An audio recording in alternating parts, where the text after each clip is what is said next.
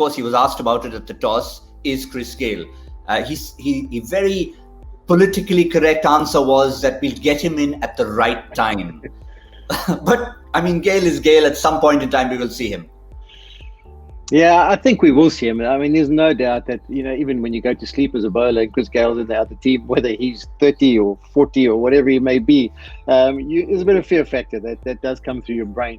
I think it's got to do with the makeup of their side. You got the two batters in Mayank Agarwal and Rahul at the top of the order, and that's where they can't seem to find a place for him.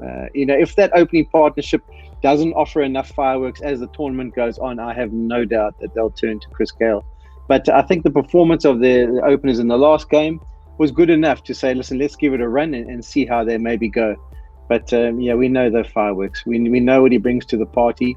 Unfortunately, he doesn't bring much in the field anymore and doesn't really offer much with the bowling part of things. So, he has to be in farm form, and that's the balancing act you've got to do as a management group. We know what he's capable of, but is he capable of that still at the IPL level? We'll have to wait and see if he gets a chance.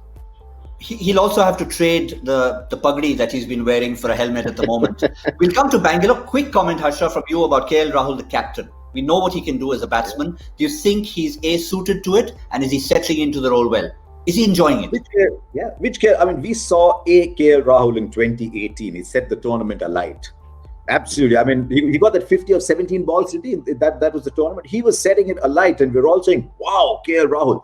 2019, strike rate came down. Average still very good. Strike rate came down. I think he's an extraordinary white ball batsman. So I'm keen to see whether he goes back to being the Rahul of 2018, just hitting the ball fluently, easily. He's got a lot of batting to come. Or whether he suddenly thinks, oh, hang on, I'm captain. Oh, okay. I need to buckle down. I need to set an example. I don't know. That's what I'm very keen to see about Rahul.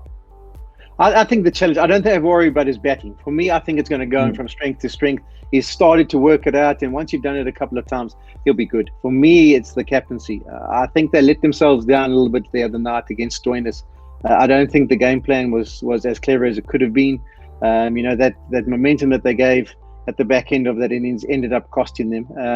And I think being behind the stumps, not being able to go and communicate with the bowlers, I think that's the part that's going to be a little bit of a worry for the Kings 11, whether he can get that part right.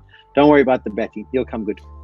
We saw that yesterday. I mean, I was watching that yesterday, and they had Owen Morgan at cover throughout because Dinesh Karthik was standing all the way back. So the first couple of times he went running all the way up to the bowler and came back. But as the match wore on, you could see that Morgan at cover was having conversations with the bowlers because Dinesh Karthik was too far away.